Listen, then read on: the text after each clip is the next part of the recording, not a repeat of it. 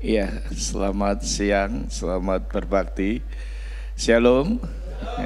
Ya, saya senang sekali pada kesempatan ini. Maaf saya datang agak terlambat tadi karena tertutup jalan dan saya habis melayani kebaktian pagi di gereja di tempat saya mengembalakan.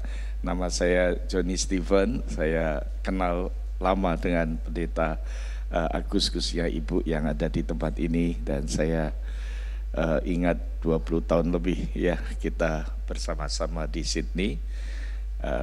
Saya berasal dari Jawa, jadi Jawa Tengah, kota Magelang. Kota Magelang itu kecil, saudara. Kalau saudara dari Semarang, selamat datang, enggak lama kemudian selamat jalan, jadi enggak panjang jalannya. Dan saya lahir di Magelang dan besar di Magelang. Lahir di gereja yang enggak terlalu besar, Gereja Kristen Indonesia GKI di Magelang. Tapi yang saya sangat banggakan, sangat syukuri, gereja ini di mana saya boleh bersama-sama dari sejak sekolah minggu, itu sekarang usianya 90 tahun lebih, dan melahirkan pendeta dari gereja lokal, enggak besar, zaman itu masih 100, 150, 200 pendeta lebih dari satu gereja lokal kecil, saudara. Itu diantaranya ada pendeta almarhum Eka Dharma Putra, ada pendeta Nathan Setiabudi, Yakub Susabda, Yusak Susabda yang di Auckland, almarhum. Banyak pendeta-pendeta lahir dari gereja GKI Magelang, dan banyak yang menyelidiki kenapa ya gereja itu kok bisa melahirkan banyak pendeta. Salah satunya pasti karena Injil yang diberitakan. Tapi yang kedua, saya ingat bahwa sampai hari ini yang menjadi kenangan saya adalah pelayanan sekolah minggu, guru-guru yang setia. Jadi saya ada sampai hari ini di tempat ini karena ada guru sekolah minggu hari itu yang melayani. Saya harapkan gereja Brighton Indonesian Anglican di sini, mari kita mulai dengan anak-anak kita, generasi masa depan kita. Ini yang menjadi doa kita bersama, amin. Biarlah jemaat ini diberkati Tuhan dan sungguh-sungguh boleh mengalami kuasa kehadiran Tuhan. Saya diberi tema atau teks dari pendeta konsulen atau moderator saudara di tempat ini, yaitu dari Injil Yohanes pasal yang ke-16. Saya akan bacakan Yohanes pasal yang ke-16. Mari hari ini sampai di pasal yang ke-16 ayat yang ke-4b sampai ayat yang ke-15. Saudara bisa membaca dengan saya sama-sama. 1, 2, 3. Hal ini tidak kukatakan kepadamu dari semula, karena selama ini aku masih bersama-sama dengan kamu. Tetapi aku pergi, yang telah mengutus aku, dan tiada seorang pun yang antara kamu yang bertanya kepadaku, di mana engkau.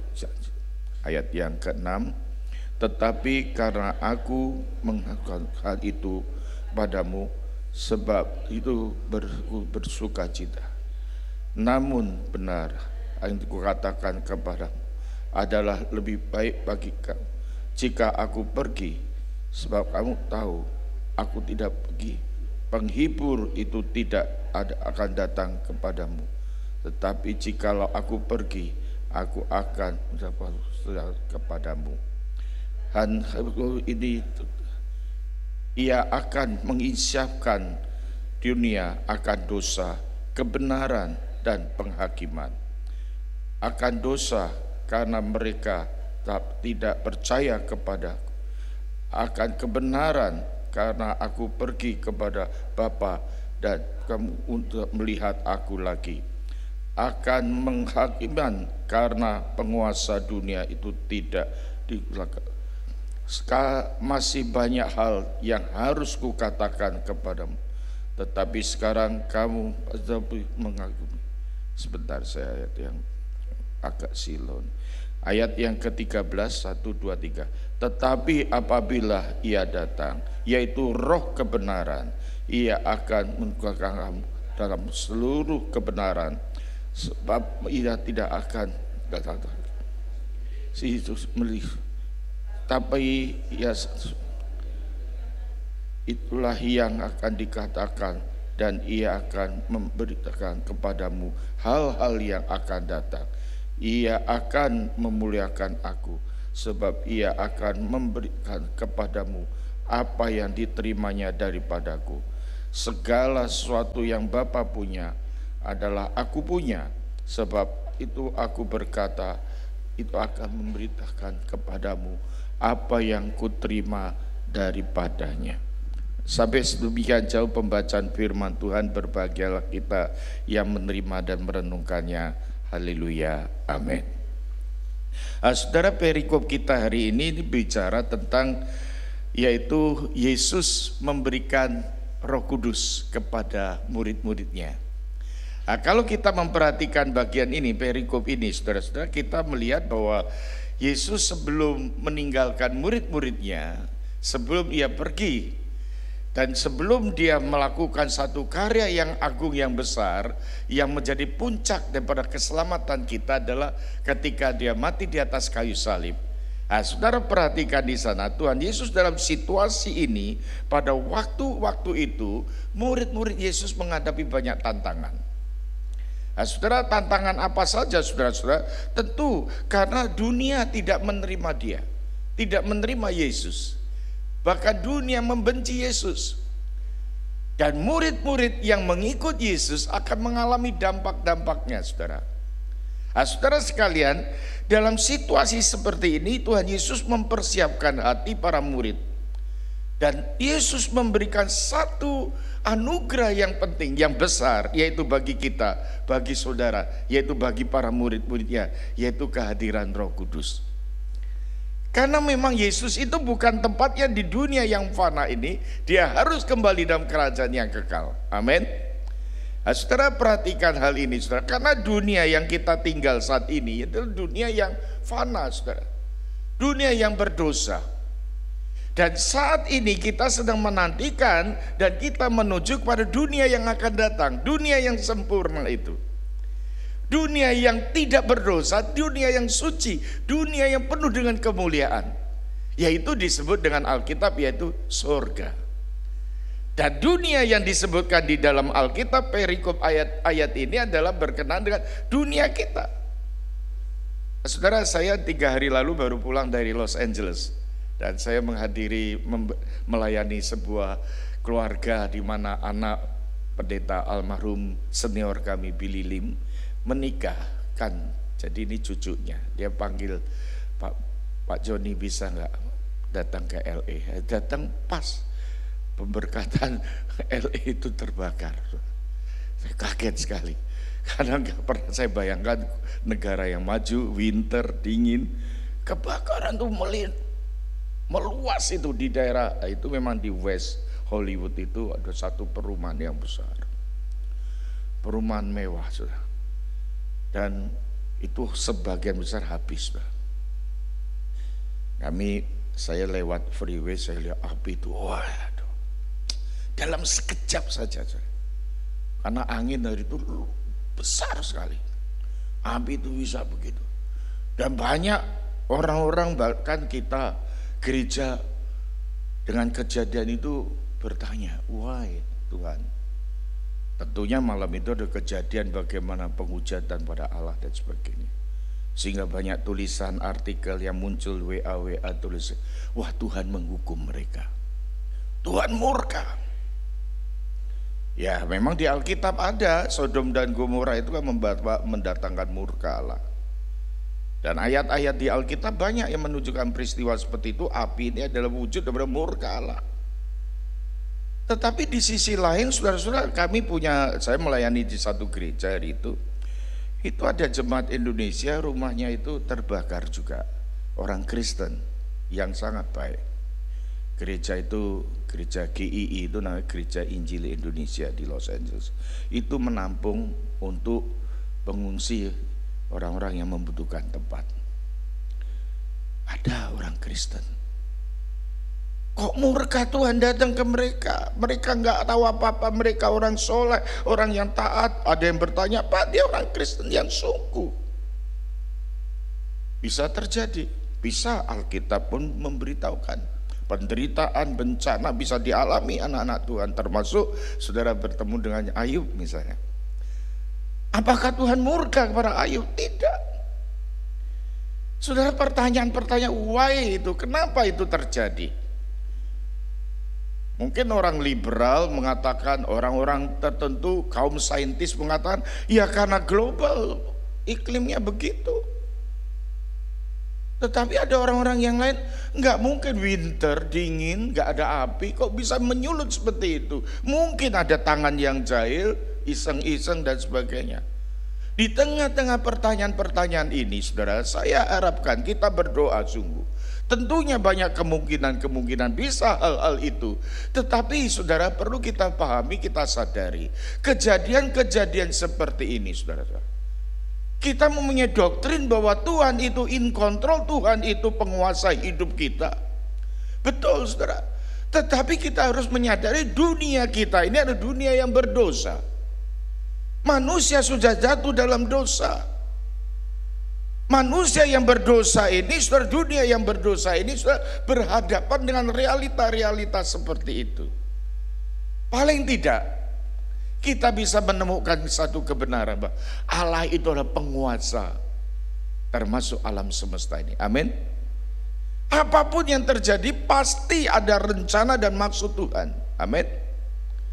Oh saudara, mungkin kita merenung, aduh apa itu?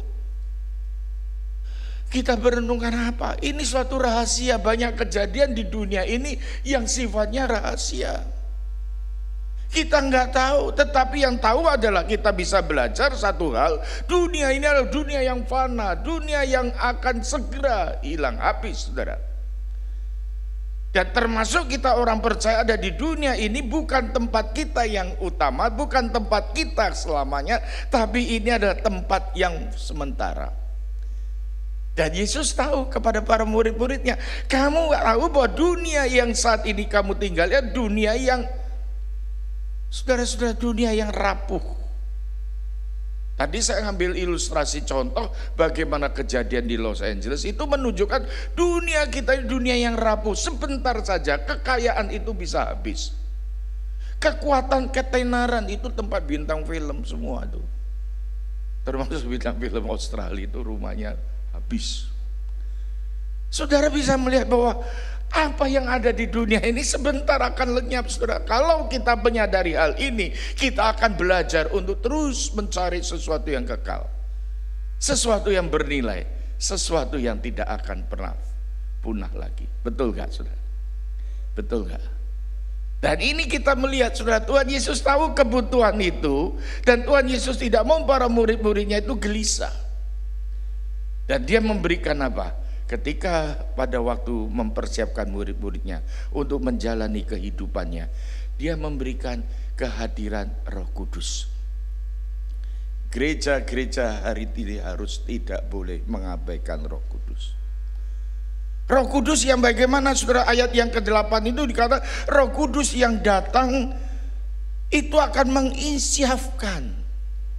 menginsyafkan akan dosa, kebenaran dan penghakiman. Kata yang penting di sini adalah menginsyafkan, yang artinya ini diambil dari bahasa dasar daripada Yunani itu adalah yaitu enlenkein. Itu artinya menginsyafkan itu menegur. Artinya itu membukakan. Artinya itu menyingkapkan. Artinya itu membukakan, menyingkapkan sesuatu. Nah, ini berkenaan dengan dunia. Berkenan dengan orang, seseorang, berkenan dengan saudara dan saya, berkenan dengan manusia ini. Manusia ini jatuh dalam dosa, manusia ini dalam keberdosaannya. Saudara-saudara, Allah mengatakan, Yesus berkata, Roh Kudus itu akan menginsyafkan. Jadi seorang pertobat, seorang yang mengalami Kristus, saudara dan saya, itu diawali dengan insyaf. Kesadaran sesuatu keberadaan kita. Saudara, kenapa saudara? Menginsyafkan ini berkaitan dengan apa saudara? Berkaitan dengan dosa. berkaitan dengan penghukuman. Elaine Kane ini berkaitan dengan pengadilan. Nah, saudara tahu tadi saya katakan dunia ini adalah dunia yang memberontak Allah, dunia yang berlawanan dengan Allah. Dan itu menjadi terdakwa di hadapan Allah. Karena Allah itu hakim. Ibaratnya Allah itu pendakwa. Yang dimaksud di sini dunia dalam Injil Yohanes adalah manusia yang melawan Allah. Dunia yang berdosa, yang dahulu kita ini orang berdosa, ini ada dalam dunia yang seperti itu. Nah, saudara sekalian, Elaine Kane menginsyafkan. Dia menginsyafkan akan kita, akan dosa-dosa kita yang mendatangkan hukuman. Bapak Ibu saudara sekalian, tetapi mari kita pahami ini sebagai suatu anugerah bagi kita. Kita kalau diinsyafkan, disadarkan, itu karena Tuhan masih mengasihi kita. Betul nggak? Betul nggak? Kalau kita punya anak yang nakal, pasti kita akan menginsyafkan dia. Saya kemarin pergi itu enjoy sekali. Kenapa? Karena saya memang rindu sekali. Anak-anak di Australia ini kan independen sekali.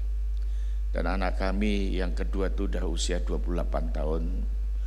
Dan anak yang ketiga itu berusia tahun ini masuk 22 tahun. Mereka udah selesai universitas semuanya, udah bekerja. Maminya berkata, kalau kamu pergi ke Amerika, papa mungkin mau ikut. Saya memang, ya kalau pergi sendiri itu kapan saja saya bisa, tapi kalau sama anak-anak susah waktunya. Dan enjoy sekali saya. Mulai waktu berangkat sampai tidur di hotel Amerika itu kan kamarnya gede-gede, dua bed, kan bisa sekamar dan sebagainya. Mulai maminya cerita, waktu mama papa datang ke Australia, anak yang kedua ini masih usia 4 tahun. Ketika dia datang ke Australia, pertama dia datang nangis terus. Mungkin Ibu Agus tahu anak saya itu takut sekolah tuh bolak-balik saya dipanggil. 6 bulan itu masih gak mau maunya pulang Indonesia, mau pulang. Yang gede udah kelas 3 selalu nangis, dia nggak suka di Australia karena di Jakarta banyak teman dan sebagainya, suasananya beda, ini bahasa Inggris, dan nangis. Tapi sekarang anak ini besar, gagah, tinggi, cakep, ganteng. Saudara lihat papanya pasti bagaimana lihat anaknya kan gitu. Wah, tapi mamanya mengingatkan, kamu datang itu masih 0. Sekarang kamu bisa bekerja semua. Papa dulu pelayanan nggak mudah. Anak yang ketiga ini lahir di sini. Dia cerita, mami, aku lahir di Australia. Iya, lahir di Marubra. Waktu tahun 2003, mami dan papi berdoa kalau boleh punya anak yang ketiga. Karena udah bayangkan nanti kalau anak-anak yang gede ini udah gede, kita kesepian, masih ada kamu gitu, di anak ini. Tapi mama dari kecil, dari kandungan sudah berdoa supaya siapa yang bisa melayani Tuhan, menjadi hamba Tuhan, menjadi seorang pendeta. Anak saya 3 itu kelihatan nggak ada yang dipanggil.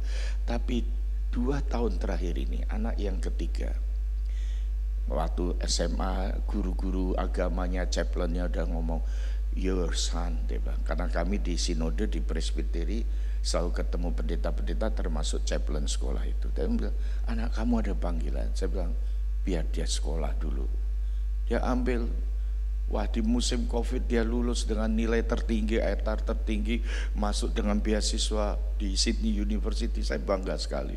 Wah, anak pinter. Ngambil law, commerce itu double degree itu kan gak gampang. Lulus sudah, dia udah kerja setahun. Tapi di pertengahan tahun lalu dia kata, maaf Pak, kalau Tuhan kehendaki saya mau surrender, serahkan tuh. Sekarang tahun ini bulan depan dia masuk ke Christ College. Dia tinggalkan kerjaannya. Dan maminya bilang, dari sejak kandungan mami udah doakan kamu. Anak ini netes air mata. Dan saya berdoa di perjalanan itu. Saudara, cerita itu menginsyafkan seseorang, menyadarkan siapa kita. Kita yang tidak punya apa-apa, kita yang papa, kita yang hina, kita yang berdosa. Ada kehadiran Roh Kudus itu yang sesuatu dikarenakan oknum daripada salah satu pribadi dari Allah Tritunggal, yaitu Roh Kudus. Itulah yang bekerja berkarya menginsyafkan seseorang. Dan saya yakin pertobatan orang Kristen itu diawali dengan insyaf akan dosa. Dan insyaf akan dosa inilah yang menyadarkan akan kebutuhan kita, hidup kita untuk berbalik dari dunia kepada Allah, dari dunia kepada Kristus. Itu yang disebut dengan pertobatan sejati. Dan Tuhan membawa pertobatan demi pertobatan untuk kita terus berjalan bersama Tuhan. Dan Roh Kudus inilah saudara-saudara yang membukakan juga saudara-saudara kata yang kedua tadi, yaitu Roh Kudus bukan hanya menginsyafkan akan dosa, tapi akan kebenaran. Kebenaran inilah saudara-saudara tentu berkaitan yang utama dengan firman Tuhan. Orang percaya bisa percaya karena dia dengar, dia bertemu, bahkan dia mengimani akan firman Tuhan. Firman inilah kebenaran itu yang disingkapkan, yang dibukakan pada kita. Dia membukakan kebenaran itu. Saudara-saudara, peranan daripada Roh Kudus ini bukan hanya menginsyafkan akan dosa-dosa kita, tapi dia menghadirkan, menginsyafkan akan dunia ini, tetapi juga kebenaran itu. Saudara, ini yang memegang hidup kita, saudara. Jadi tadi kalau saya katakan Yesus itu adalah seakan-akan hakim yang mendakwa orang berdosa, tapi harus diingat ini adalah daripada kasih karunia anugerah Tuhan. Seperti pada waktu kita pergi ke dokter, kita punya sakit, kita bercerita. Dokter bertanya, apa yang kamu rasakan? Apa yang terjadi dalam dirimu? Dia cerita, pasien cerita. Oh, kalau gitu aku akan temukan dulu penyakitnya apa. Kita harus check up dulu, kita cek darah, kita cek ronsen, kita buka semuanya.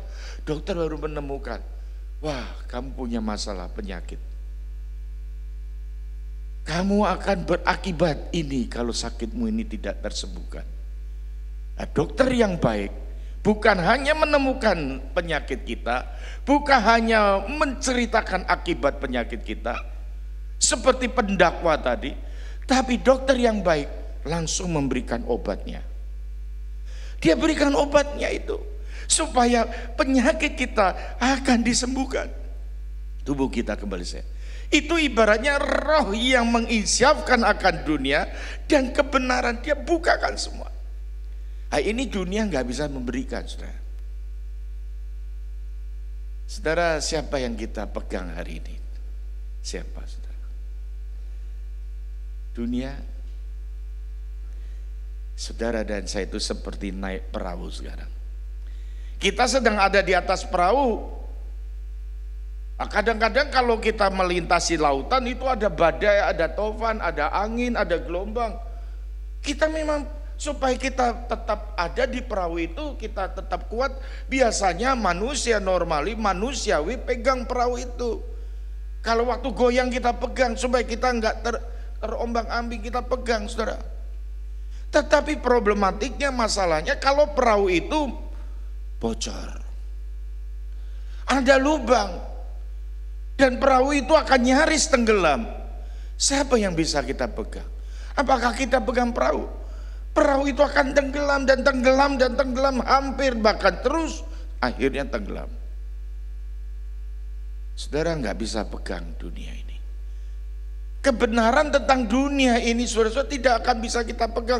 Kita hanya bisa berpegang kepada Tuhan yang berkuasa, Tuhan Yesus yang telah mati di atas kayu salib, yang bangkit, yang memberikan Roh Kudus, memberikan firman Tuhan, dan memberikan penyertaan kehadiran yang terus menerus, bahkan kekuatan dan berkat anugerah Tuhan. Inilah kebenaran yang akan kita dan terus menerus alami. Amin. Kita ada orang yang harusnya bersyukur. Hidup kita ada, Tuhan gak diamkan kita, dia pegang itu. Roh Kudus inilah yang menghibur saudara dan saya. Bapak Ibu sekalian, Roh Kudus itu yang melembutkan hati seseorang dari kekerasan hati. Dan Roh Kudus ini yang membukakan Manusia itu seringkali menganggap dia bisa, menganggap dia benar. Tetapi di luar itu saudara, ketika dunia ini akan menghadapi kehancuran, dunia yang fana ini, Tuhan Yesus, dia pergi ke atas kayu salib, dia mati untuk kita, dan dia bangkit. Dan sebelum itu saudara, pada waktu amanat agung Yesus disampaikan, dan pada waktu saat Yesus naik ke surga, dia mengutus Roh Kudus, karena dia tahu kita perlu pertolongan selalu. Dia tahu pergumulan kita semuanya. Biarlah Roh Kudus ini yang akan terus menopang kita. Roh Kudus ini yang akan menginsyafkan kita.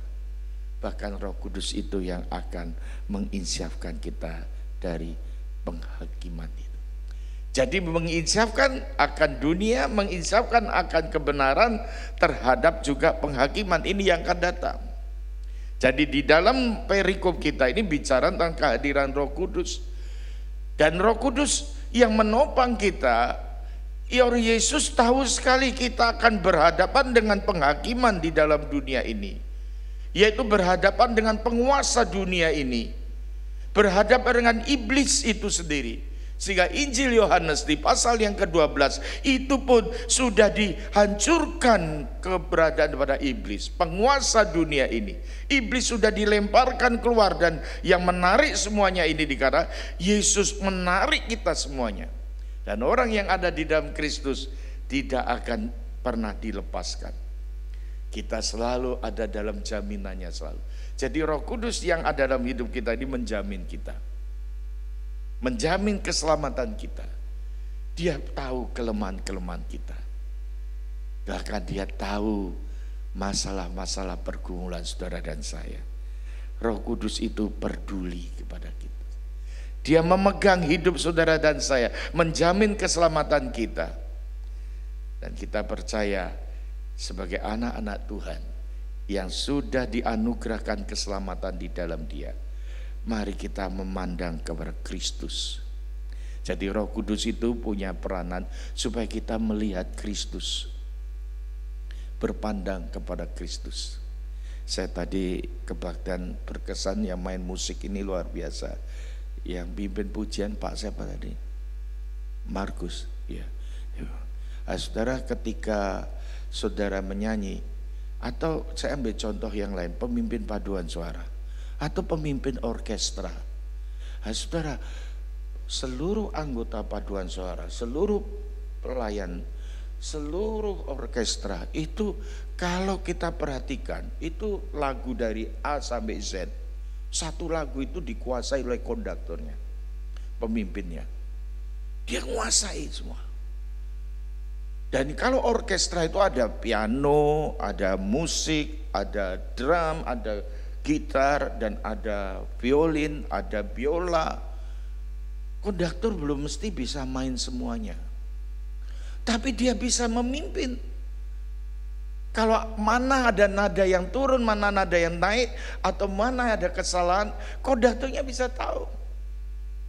Tapi yang menarik sekali, seluruh anggota orkestra itu ketika lagu itu dinyanyikan, semuanya matanya tertuju pada konduktornya. Perhatikan, konduktornya dia tahu, angkat tangan, yang sana bunyi, yang kenapa? Semua memperhatikan itu. Saudara, kalau kita bicara tentang peranan Roh Kudus, itu memimpin kita untuk memandang Kristus. Hari ini tahun 2025 kita coba mempunyai satu ketetapan hati, mempunyai satu tekad, mempunyai satu komitmen. Mari kita pandang Kristus. Kita ada di dunia, memang kita harus melihat dunia, tetapi kita perlu memandang Kristus. Dia adalah penguasa dunia ini. Dia adalah Allah kita, gembala kita. Bahkan dia adalah Tuhan Yesus yang mati dan bangkit. Saudara, tiap kali kita menghadapi masalah hidup kita, mari kita ingat Roh Kudus minta kita memandang Kristus. Tapi ketika masalah datang, yang kita pandang biasanya masalahnya, betul enggak? Masalahnya dipandang, Roh Kudus itu minta kita memandang Kristus. Karena memandang Kristus, Kristus itu menguasai hidup kita. Dan Kristus tahu apa yang kita rasakan. Dia memberikan damai sejahtera. Saya kalau hari ini khotbah di sini, Pak Stephen tadi manggil saya itu, jadi saya ingat, saya ini semua karena kemurahan Tuhan. Jadi Bu Mira ini kenal saya lama karena sering ketemu di Kingswood. Saya tahun 2020 itu kena COVID. Dan orang pertama mungkin di Australia, orang kedua atau setelah Melbourne, ibu atau tiga. Saya itu heran, hari Jumat saya berangkat ke Singapura, Sabtu pemberkatan nikah, karena anak jemaat itu menikahnya di Singapura, dapat orang Singapura. Dan saya Sabtu pemberkatan, Minggu saya khotbah di Gereja Sahabat. 3 kali, pagi, siang, sore di Singapura. Enggak kemana-mana, ya ketemu teman, makan di restoran, naik mobil, karena naik Scoot jadi turun pesawat di airport jam 1 malam. Saya enggak nyangka, saudara, saya sampai Sydney Seninnya, berapa hari kemudian lockdown. Sydney lockdown. Dan yang mengherankan bagi saya hari itu, saya enggak tahu kena di mana, tiba-tiba ditelepon teman, John, periksa ya, aku kena COVID. Hah, aduh, semobil. Wah, sudah deg-degan. Tapi kok rasanya ya nggak ada apa-apa, jadi apa-apa. Karena dia ngomong kena COVID, saya bilang, aduh, saya mau periksa tes. Di Sydney itu nggak ada tes, antri mungkin sebulan kemudian baru dapat. Nah, itu kan 2 minggu udah lewat harusnya gitu. Wah, hari itu saya betul-betul berdoa, gimana caranya ya. Saya udah masuk kamar, saya bilang ke istri sama anak-anak saya, papa sendirian aja. Walaupun saya belum tahu saya kena atau enggak, saya bilang saya masuk. Karena saya lihat di media di mana, wah saya bilang kata ke rumah sakit, saya mau masuk emergency. Apa yang dirasakan? Dah tahu di dada enggak enak, saya bilang gitu. Oh, kalau ngomong dada nggak enak tuh langsung masuk rupanya di sini. Saya masuk, sudah masuk saya ngomong, I'm from Singapore yesterday. Hah? You Singapore? Dan langsung masuk karantina di rumah sakit Concord tuh, dimasukkan di satu ruang kaca gitu. Tapi ya puji Tuhan diperiksa semua. Terus saya bilang, dokter itu rupanya kenal dengan jemaat kami. Dia satu orang India, satu orang Chinese. Dia bilang, pastor, lebih baik, dia berkata dengan, kamu jangan di sini. Saya bilang, saya minta di rumah sakit deh. Habis nunggu hasil tesnya itu 72 jam, nunggu di rumah. Kalau saya sedang kena kan kena semua. Saya bilang, dia bilang jangan. Westmead sudah penuh. Westmead itu ada satu bangsal tuh banyak orang kena COVID katanya. Waduh, udah saya nurut tidak sehat ya, saya pulang. 72 jam kemudian betul sudah hasilnya positif. Waduh, di alumni kami di Seminari Alkitab Asia Tenggara itu 4 alumni seusia semua dengan saya, dan 2 lewat di minggu itu. Wah, saya bilang waduh, teman-teman tuh di grup alumni itu, Joni kamu nggak apa-apa. Saya yakin gereja juga mendoakan saya. Ya, doakan. Mungkin ada yang doanya sembuhkan, yang kedua mungkin kalau Tuhan berkenan kembali pulang dengan damai. Mungkin juga kan ada jemaat yang berdoa penuh iman seperti itu. Memang bayangan saya adalah kematian. Saudara, nggak ada obatnya, saudara. Jangan dikira seperti sekarang itu bulan Februari menjelang Maret 2020 itu virus ini belum ada obatnya, belum ada vaksin, belum ada. Coba bayangkan, hari itu saya nangis saja. Menangis bukan takut mati, tapi bagaimana anakku, cucuku, nyonya aku, ya kan? Saya tulis surat tuh, saya kirimkan. Nanti saya pesan ini. Dokter berkata, you well, kamu bagus. Dokter Australia itu kalau waktu karantina di rumah tuh dia kirim orang tiap hari pakai APD itu masuk ke kamar saya, cek saya. Terus saya dimasukkan di komputer, tiap berapa jam dicek. Lewat Zoom ditanya, apa yang dirasakan, betul sudah. Puji Tuhan, sampai hari ini saya boleh melayani, itu karena kasih karunia Tuhan. Bukan karena saya lebih baik dari teman-teman yang berpulang, tidak. Saya yakin orang yang berpulang itu adalah sukacita yang besar. Amin. Yang kita ditinggalkan. Saya berdoa, dah tahu tahun 2020-2021, saudara, pelayanan itu enggak ringan. Jemaat kami itu 1000 lebih, yaitu 5-6 kebaktian itu. Yang kena COVID, yang meninggal itu banyak, saudara. Ya kalau enggak kena COVID, meninggal karena usia lanjut, karena sakit yang lain. Saudara bayangkan hari itu setiap memimpin pemakaman hanya dibatasi 30 orang. Dan pernah pimpin satu pelayanan kremasi sendirian. Wah, gak pernah ngadepi saya itu nangis. Aduh Tuhan, pelayanan kok ngomong sama siapa, jenazah saya cuma berdua, sudah.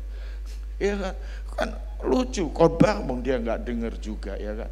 Tapi saya tahu itu ada CCTV, itu ada kamera, keluarganya dengar khotbah. Karena keluarganya pun nggak boleh datang. Itu pada satu masa pernah begitu. Hanya petugas funeral dengan saya masuk. Dan kunjungan di rumah sakit. Istri saya tuh ngomong, aku baru tahu loh, kamu itu dipersiapkan untuk melayani kayak gini nih. Ya bukan dipersiapkan. Panggilan pelayanan itu seperti itu, saya.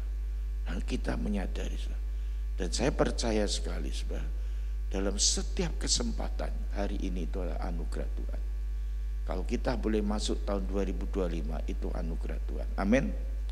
Kita itu tidak punya apa-apa. Kita tuh papa, kita itu pendatang. Kita itu ada di tangan rencananya. Kalau Tuhan katakan selesai, selesai. Kalau Tuhan katakan belum, ya belum. Kalau saudara dan saya hari ini belum, artinya apa, saudara? Tuhan mau kita bekerja seperti Roh Kudus yang mengarahkan kita kepada panggilannya, saudara-saudara. Roh Kudus itu mengisyafkan, bahkan mengajak kita, mendorong kita, menuntun jalan hidup kita supaya melihat Kristus, kepada tujuan Kristus dalam hidup kita. Hidup kita itu yang paling utama adalah untuk Kristus, memuliakan Kristus, bersekutu dengan Kristus, berhadapan dengan Kristus, melayani di dalam Kristus, hidup berbuah bagi Kristus, bahkan memuliakan bagi Dia selama-lamanya. Jadi saudara dan saya itu semata-mata ada seperti apa? Sebuah pensil, little pencil. Seperti Mother Teresa itu mengatakan, aku itu seperti little pencil. Pensil waktu kita SD, primary itu pakai pensil. Tapi little pencil ini bisa dipakai di tangan sang pelukis, di tangan sang penulis. Ada harga, ada artinya. Kalau saudara dan saya hari ini adalah little pencil itu, biarlah ini ada di God's hands, tangan Tuhan yang boleh memakai saudara. Amin. Biar gereja ini boleh terus bersinar, bercahaya, bersaksi. Ingat, Roh Kudus hadir di tengah kita selalu. Yohanes pasal 16 ayat 4b sampai ayat 15 berbicara tentang kehadiran Roh Kudus untuk kita semuanya. Tuhan memberkati. Amin. Mari kita berdoa bersama. Bapa kami di surga, kami bersyukur kepada Tuhan untuk gereja-Mu di tempat ini, para pengurus majelis dan hamba Tuhan, bahkan seluruh jemaat Tuhan boleh bersatu di dalam bimbingan dan pimpinan Roh Kudus. Tuhan memberkati jemaat-Mu dalam segala keadaan. Tuhan sertai anak-anak kami dalam studi masa depan, bahkan juga pergaulan mereka serta kehidupan mereka. Tuhan terus pimpin dan jaga peliharakan. Kami serahkan untuk masa depan hidup pelayanan kami. Gereja ini boleh Tuhan pakai memberkati, bahkan Injil Tuhan boleh diberitakan. Tangan Tuhan yang menopang kami boleh memakai anak-anak-Mu Tuhan menjadi saluran berkat, bahkan boleh memuliakan Tuhan sekarang dan sampai selamanya. Hamba bersyukur boleh ada di sini. Tuhan sucikan dan ampuni segala kehidupan kami, agar kami sungguh layak di hadapan-Mu untuk melayani bersama-sama. Semua karena kasih karunia Tuhan, anugerah Tuhan. Biarlah Tuhan memberkati doa kami. Di dalam nama Tuhan Yesus yang berdoa, bersama-sama katakan amin. Saya serahkan pada pemimpin pujian.